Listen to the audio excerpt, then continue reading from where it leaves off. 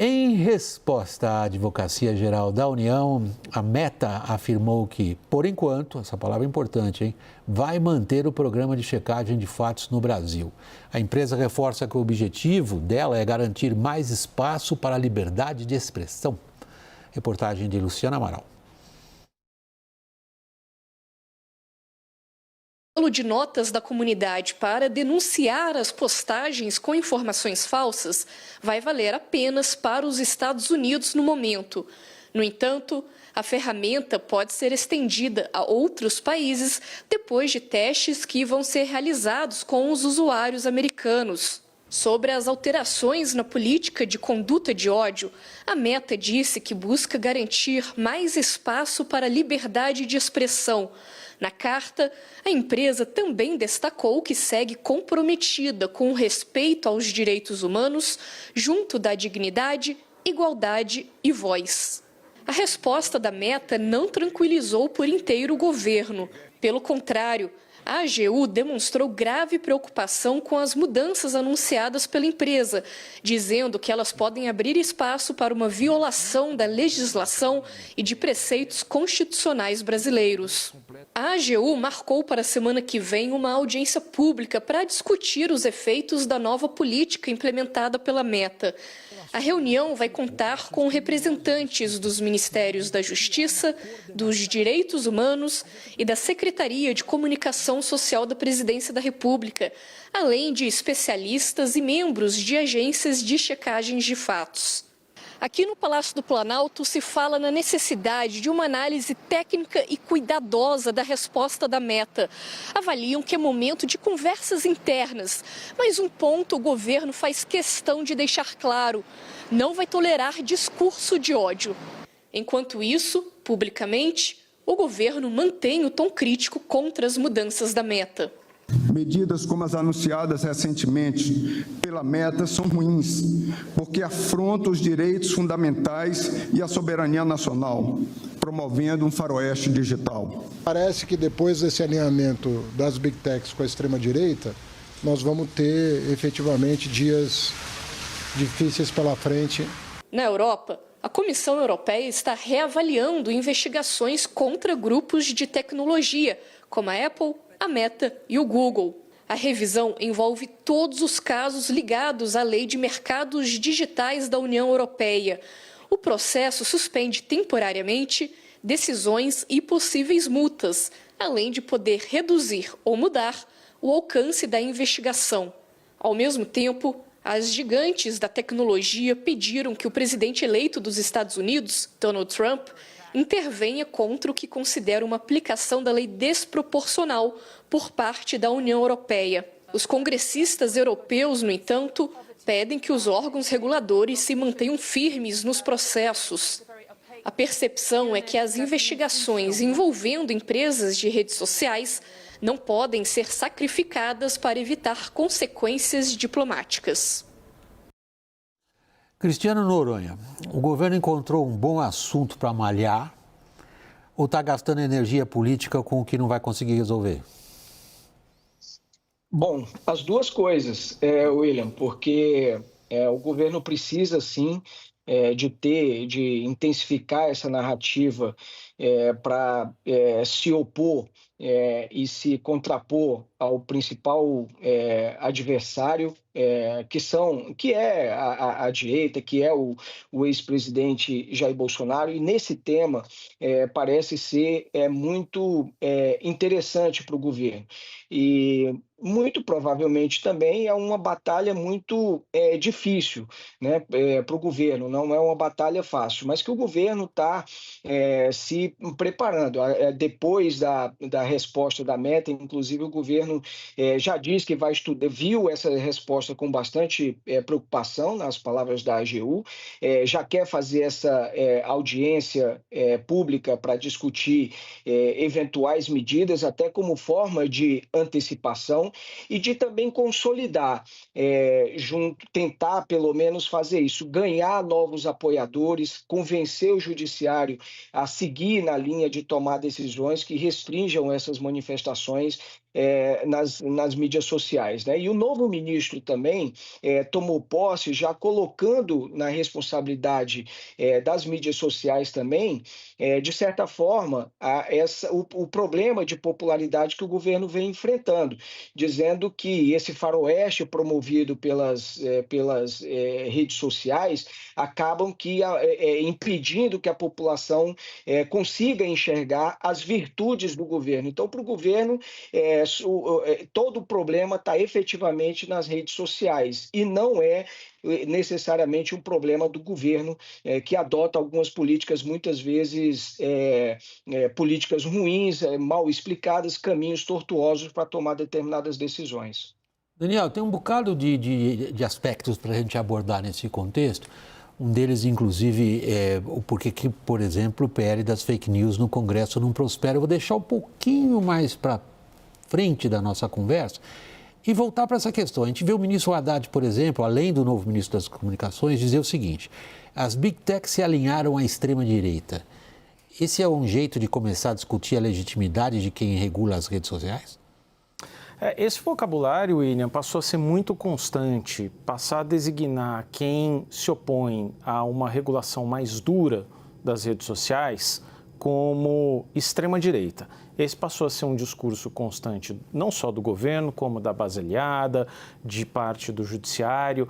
Essa é uma das características do debate que está se fazendo agora, e outra é uma tentativa de mobilização internacional. Acho que não se trata de um problema só do Brasil, que ameaça as democracias, uma ameaça da extrema-direita, portanto, no linguajar deste governo, e que uma mobilização internacional pode ser encabeçada, coordenada pelo governo brasileiro, mas, afinal de contas, tem muita gente incomodada com essas novas políticas da Meta e do X na União Europeia, na Austrália, em outras democracias ocidentais e, portanto, não é um debate no qual o Brasil estaria isolado. De certa forma, é verdade que várias democracias ocidentais estão com suas eleições ou seus cenários políticos internos mais complicados ultimamente. Veja o caso de Elon Musk apoiando declaradamente Alice Weidel, da Alternativa para a Alemanha, declarando apoio ao Reform UK, que é um partido xenófobo no Reino Unido, e declarando apoio não só ao fundador do Reform UK, mas da sua vertente mais xenofóbica. Então, é um debate em que o governo brasileiro identifica potencial de apoios no cenário internacional. E o governo brasileiro quer fazer o quê, Caio?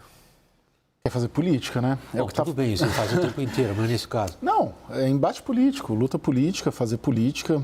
A gente pode comparar esse embate com o embate da semana passada sobre democracia, né? Que o governo acha ali, consegue traçar uma risca com extremistas, né? Colocando entre aspas assim, e neste caso a mesma coisa. Com a diferença de que neste caso da Meta não tem contraditório. O governo falando sozinho, não há nada que o governo brasileiro possa fazer contra a Meta, nada. Ainda mais depois do anúncio de hoje, porque a carta da Meta hoje para a AGU, primeiro, ela fala isso não vale no Brasil. E o governo brasileiro parece que tomou isso como uma grande agenda nacional, né? E não vale para o Brasil. Os advogados do Tosini Freire, grande escritório aqui de São Paulo, que são os advogados da Meta, não vale para o Brasil. Então por que está essa discussão toda, essa preocupação toda? Porque é fácil, não tem contraditório. Não acho, ao contrário do que o Daniel disse, que angaria apoios, acho que angaria apoios talvez no mundo ali, de alguma maneira, mas internamente prega para convertidos, porque quem não gosta do Elon Musk, ou quem não gosta do Trump, ou quem não gosta do Zuckerberg, ou das redes sociais, ou das Big Techs, vai continuar não gostando e vai se identificar com o discurso do governo. Então não avança ali para alguém de centro, foge das reais agendas do país, né? A gente tem ali daqui a 20 dias, 15 dias, 2 sujeitos assumindo uma troca de comando no Congresso Nacional, a gente tem problema fiscal, a gente vai tratar daqui a pouco, e fica esse como se fosse o grande debate do Brasil e da nação tratar da Meta, sendo que a Meta falou que o que ela está fazendo não vale para o Brasil. Vale a pena a gente rever como você descreveu o poder econômico das Big Techs semana passada, Thaís, quando a gente teve a decisão anunciada pelo Zuckerberg de acabar com a checagem de fatos. Agora, há um alinhamento evidente, político, entre algumas das Big Techs. Zuckerberg talvez é um notório oportunista político, mas ele escolheu um lado, agora ele pulou para um lado. A gente, como vinha o Daniel também descrevendo, vê como bilionários com poder forte assumem um lado político. Aí a gente tem uma pergunta retórica, e por que não? Então, enfim, eu acho que a grande discussão é o seguinte, né? Onde que os governos no mundo inteiro, a comunidade internacional falhou, né? Enquanto estava todo mundo se deliciando ali, fazendo postagens e disputando espaço nas redes sociais, essas empresas foram ficando gigantescas. Eu gosto de falar esse número porque é quase metade da população mundial.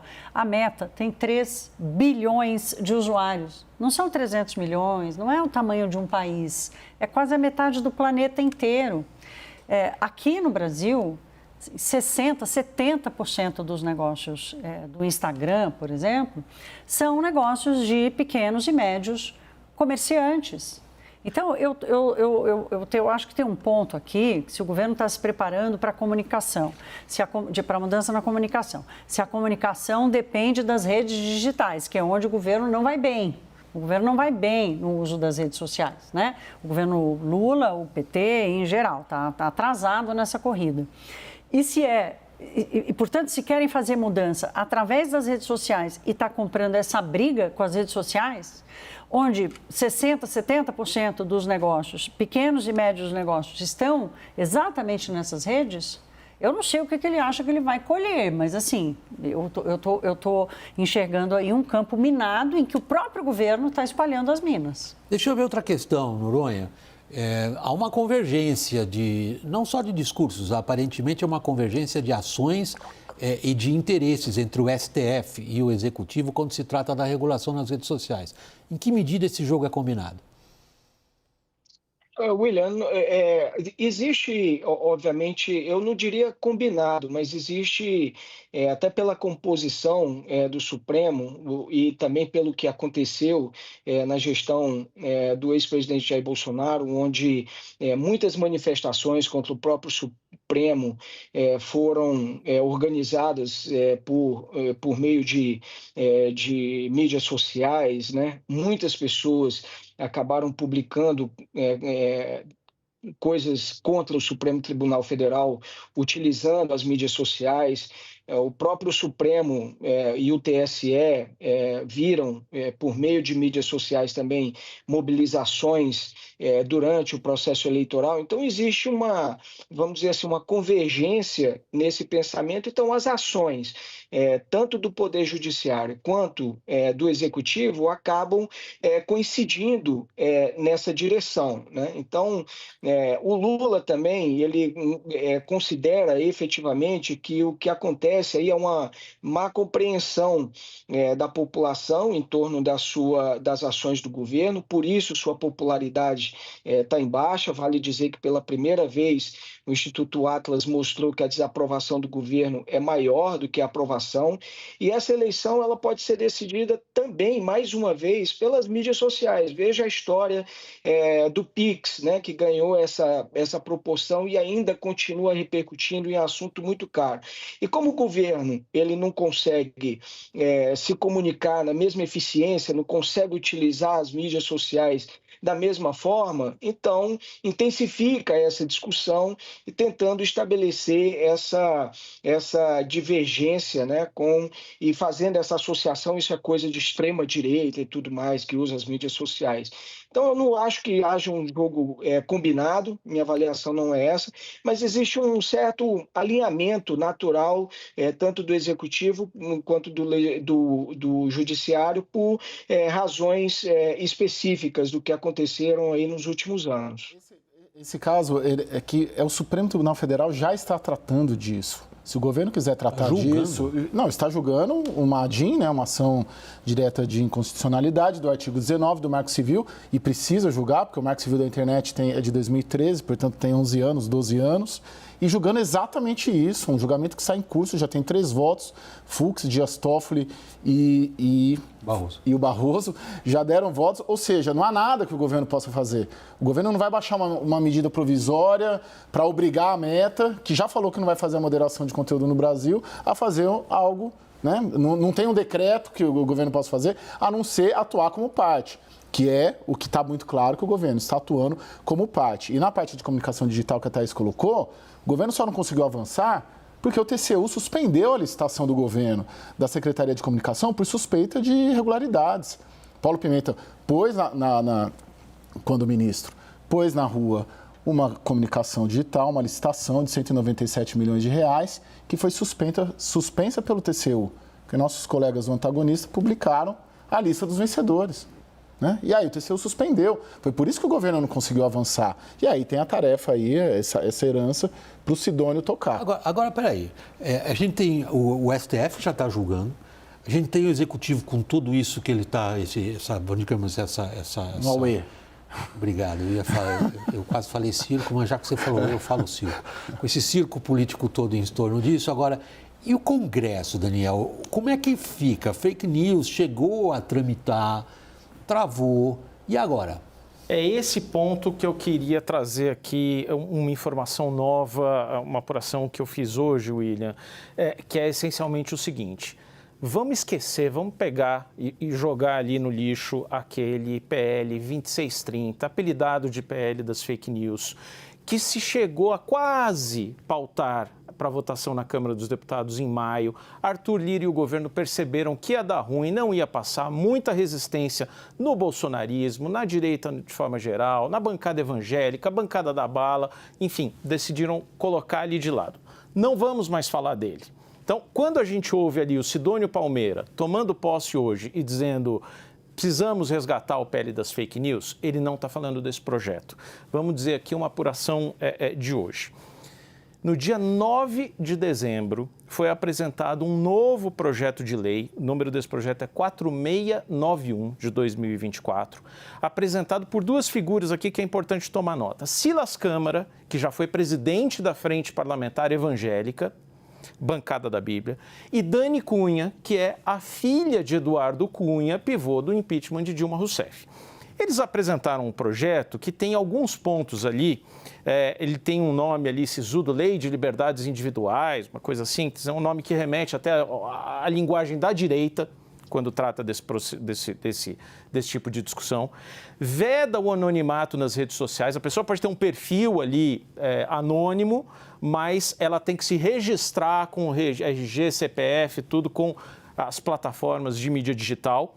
E isso fica disponível para, caso haja autorização, quebra de sigilo pela Justiça. E se cria uma entidade de autorregulação das mídias sociais, fiscalizada pela Anatel e pela ANPD. Muito bem, qual que é o pulo do gato? São dois parlamentares ali que não são exatamente da base do governo, de partidos do centrão, da centro-direita. É um texto que serve como ponto de partida para o governo aceita e avalia-se que tem como prosperar no Congresso. A avaliação, o cálculo político, eu não estou falando do governo, estou falando de gente ali no Legislativo, até no Judiciário, é que, olha, o Congresso não vai ficar quieto com a decisão do Supremo, que já vem. Março, abril, maio, mas já vem uma decisão do Supremo. E o Congresso vai ser instado ou a engolir a decisão do Supremo ou a se dedicar a uma solução. E passa por esse projeto, não aquele antigo que ficou muito rotulado como um projeto do governo, da esquerda, censor, e passa a ser esse projeto apresentado pela centro-direita, por conservadores, que se pode armar uma discussão. A estratégia, digo, fiquem de olho, é essa. Eu pegar carona aqui no que o Daniel está falando, porque assim, primeiro, o Zuckerberg pegou o mundo inteiro de surpresa, né? Ninguém esperava que ele fosse falar isso. Então, ao mesmo tempo que ele surpreendeu o mundo inteiro, não foi diferente no Brasil, ele entregou de bandeja uma nova bandeira. Foi o que aconteceu aqui. Qual era a bandeira que o governo estava tentando levantar nos últimos meses, né? Pelo contrário, uma crise de confiança absurda, o dólar a 6, o governo se atrapalhando na sua comunicação sobre como fazer as contas públicas, um mês de janeiro que não tem nada acontecendo, o dólar continua acima dos R$6, a cobrança continua, aí de repente aparece isso e surge uma nova bandeira. E ao mesmo tempo em que faz a mudança na comunicação. A minha leitura... Qual seria essa nova bandeira? Então, eles não sabem, isso que eu estou falando. A surpresa entrega uma bandeira de briga e a resposta do governo está me parecendo muito isso. O Caio, o Daniel e o Cristiano, vocês que são da política, né? Olha, apareceu isso aqui, vamos aproveitar e não vamos deixar esse assunto morrer, até para não ter outro assunto para dominar a conversa. Mas eu acho que não há, até pela surpresa, né? O governo vai precisar mapear muito o que ele quer fazer. Como ele não sabe o que ele quer fazer, porque se ele errar nessa estratégia, ele vai ter tempo ainda de repensar a sua comunicação, a ferramenta de como vai se dar. Então, assim, ganharam uma bandeira de bandeja e não fazem a menor ideia do que fazer com ela. Caio, até hoje não há uma definição precisa do que é fake news. Esse foi um dos problemas. Fora as questões políticas que você levantou, Daniel, quem segura ou quem promove uma votação de um PL, como foi esse que você disse que agora vai ficar para trás, porque tem um outro na frente para ser considerado, não havia uma definição naquele do que fosse fake news. O que vai acontecer com esse agora? William, a sua avaliação? Não, a minha avaliação... Usa a sua bola de cristal. Não, a minha avaliação é de que, a depender da postura da Meta nos próximos meses, se de fato ela não vai implementar no Brasil o que ela diz que vai implementar nos Estados Unidos, o resultado todo vai ser dado pelo Supremo Tribunal Federal, que está julgando o tamanho da responsabilidade das Big Techs por fake news. Né, o tamanho da responsabilidade delas. Elas devem ter robôs, devem ter gente, deve ter pessoa física, quem que deve operacionalizar isso.